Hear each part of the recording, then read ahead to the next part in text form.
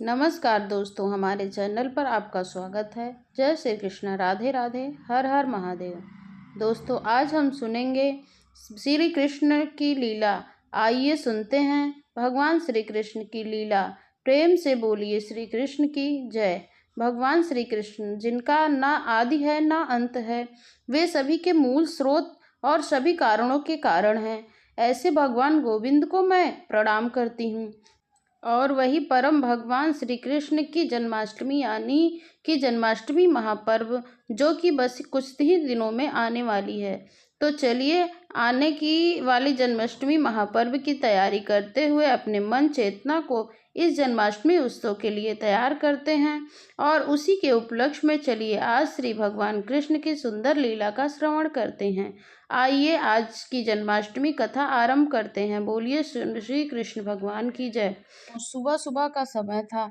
अभी सूरज देवता बाहर आए भी नहीं थे, बस तैयारी ही थी आने की।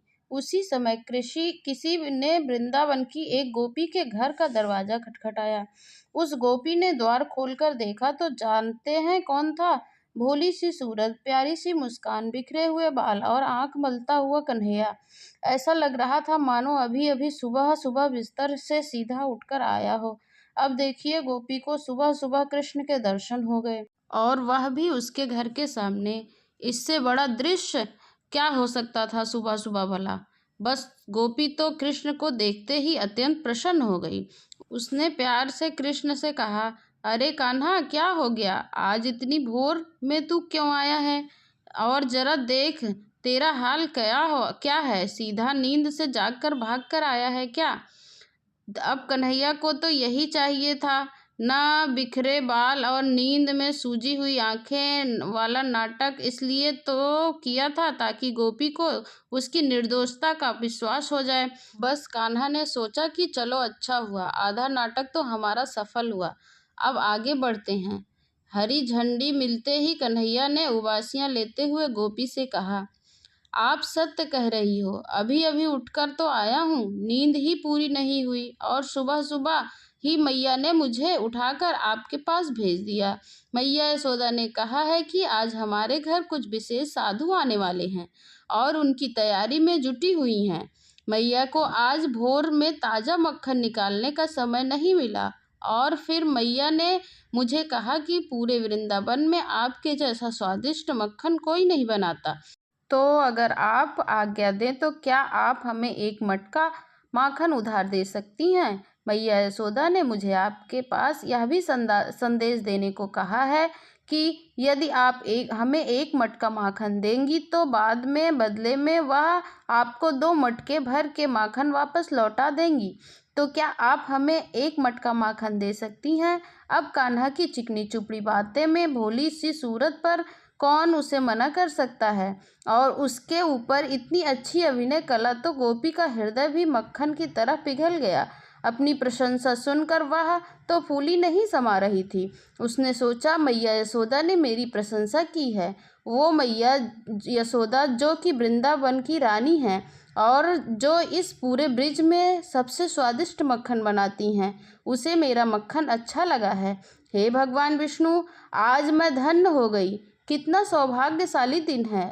सोचते हुए वह गोपी कृष्ण से कही, अरे अरे कान्हा, क्यों नहीं, यह तो मेरा सौभाग्य है जो मैया यशोदा ने आज सुबह सुबह ही मुझे अपनी सेवा के लिए याद किया है। अभी रुको, मैं बस यूं ही गई और यूं लेकर आई। अभी ताजा मक्खन लेकर आती हूँ। भोली सी सूरत के पीछे छुपा हुआ माखन चोर मन ही मन मुस्कुरा रहा था। आखिर उसकी व्यूह रचना सफल हो रही थी। उसने इतनी सरलता से उस गोपी को मना लिया था कि किसी को कोई भी संदेह नहीं हो पा सकता था। वह झूठ बोल रहा था, यही तो उसकी विशेषता है। वो अपनी बातों को मनवाने में इतना पटु था कि कोई भी उसे नहीं पकड़ सकता था। कुछ ही समय में गोपी मक्खन के एक बदले में 2 मटके भर कर ले आई और उसने कृष्ण से कहा, यह लो कान्हा, मैंने अभी अभी मक्खन निकाला है, लो 2 घड़े ले जाओ और इस मक्खन के साथ यह मिश्री भी ले जाओ। साधुओं को यदि मिश्री के साथ मिलाकर माखन दोगे तो बड़े प्रसन्न होकर खाएंगे। अब साधु प्रसन्न हो या ना हो, लेकिन कान्हा अंदर से बहुत प्रसन्न हो रहे थे। आखिर उनकी योजना सफल हो रही थी और आज बिना चोरी किए हुए 2 मटके भर के स्वादिष्ट माखन ताजा मिल गया रहा था। लेकिन यह नाटक अभी समाप्त नहीं हुआ था। उसे और अच्छे से पूरा करने के लिए कृष्ण ने गोपी से कहा, मैया यशोदा ठीक ही कहती हैं, आप सच में बड़ी दयालु हो, लेकिन आप चिंता मत कीजिए। जैसे ही साधु जाएंगे मैं तो आपको यह दोनों मटके वापस लौटा दूंगा। तो गोपी ने कहा, अरे नहीं नहीं, उसकी कोई आवश्यकता नहीं है। मैया से कहना, उन्होंने मुझे उनके घर में आने वाले साधुओं की सेवा करने का अवसर दिया है, यही मेरे सौभाग्य की बात है। मुझे इसके बदले में कुछ नहीं चाहिए। अब जाओ तुम, मैया तुम्हारी प्रतीक्षा कर रही होंगी। तो श्री कृष्ण ने कहा, ठीक है, अच्छी बात है। बस इतना कहकर गोपी पीछे मुड़ गई और अपने घर के द्वार को बंद कर दिया। और फिर क्या था, कन्हैया ने हल्की सी एक पुकार लगाई और उसके ग्वाल मित्रों की पूरी सेना, जो कि अभी झाड़ियों के पीछे ही छुपी हुई थी, इस अभिनय को देख रही थी और हंस रही थी। यह सारी टोली बाहर आ गई। सुबह सुबह इतना स्वादिष्ट और ताज़ा मक्खन देखकर उनके मुंह में पानी के गोले छूटने लगे और पेट में चूहे आनंद तांडव करने लगे। बस कब जल्दी से यह माखन मुंह में घुले, इसी बात की प्रतीक्षा हो रही थी। और चोरों के मुखिया, जो कि अभी अभी झूठ बोलकर माखन चुराकर विजेता बनकर आए थे, उन्होंने अपनी सेना से कहा, चलो चलो मित्रों, आज की हमारी व्यूह रचना सफल हुई और उसका फल बड़ा ही स्वादिष्ट और ताज़ा है। यह देखो, साथ में मिश्री भी लेकर आया हूँ। आज तो बड़ा ही मज़ा आने वाला है, जल्दी से आ जाओ। यह कहकर कान्हा उसी गोपी के घर के द्वार पर चौखट पर बैठ गया और उसके पास 2 बड़े से ताजे माखन के लदे हुए मटके थे और मिश्री का एक बड़ा सा पैकेट था। सारे ग्वाल बाल भी एकदम हर्षित हो रहे थे और उत्साहित होने लगे। लेकिन फिर उन्हें याद आया और उन सब ने कृष्ण से कहा, अरे लेकिन कान्हा, जिस घर से माखन चुराया है उसी के द्वार पर बैठकर माखन खाना बुद्धिमानी नहीं है। अगर पकड़े गए तो बड़ी पिटाई होगी। चलो हम यहाँ से थोड़ा दूर जाते हैं। उन सभी मित्रों ने कृष्ण को बहुत समझाया, लेकिन नहीं, यह तो खतरों के खिलाड़ी हैं। तो उसने अपने से कहा, अरे मेरे होते हुए आप सबको भयभीत होने की आवश्यकता नहीं है। जहाँ संकट की आशंका ना हो, ऐसे खेल में आनंद ही क्या। और फिर वह सब ऐसी ही इस गोपी के द्वार पर बैठकर माखन खाने लगे। इस जोखिम भरे खेल के लिए और सारी शैतान साधुओं की टोली बैठ गई। गोपी के घर के द्वार के पास बीच में कृष्ण और आसपास उसकी सेना। अब कृष्ण ने सभी को माखन बांटना शुरू कर दिया। माखन के ऊपर कृष्ण ने सभी को मिश्री भी दी। एक एक करके सभी के मुंह में माखन के गोले घुलने लगे और ऊपर से मिश्री की मिठास तो आहा, ऐसा लग रहा था मानो वे सब किसी दिव्य दुनिया के आनंद की लहरों में तैर रहे हैं। ताजे स्वादिष्ट माखन के साथ मिश्री की मिठास, सुबह सुबह इतना अच्छा भोजन और क्या हो सकता है भला बताइए। लेकिन अफसोस, यह आनंद की दुनिया कुछ समय बाद भंग हो गई। माखन खाने में व्यस्त उस नन्ही सी टोली को इस बात का ध्यान नहीं हो रहा था कि मिश्री तोड़ेंगे तो दांतों से उनके टूटने की आवाज़ इतनी तेज होगी कि यह गोपी के घर के अंदर तक सुनाई दे रही थी।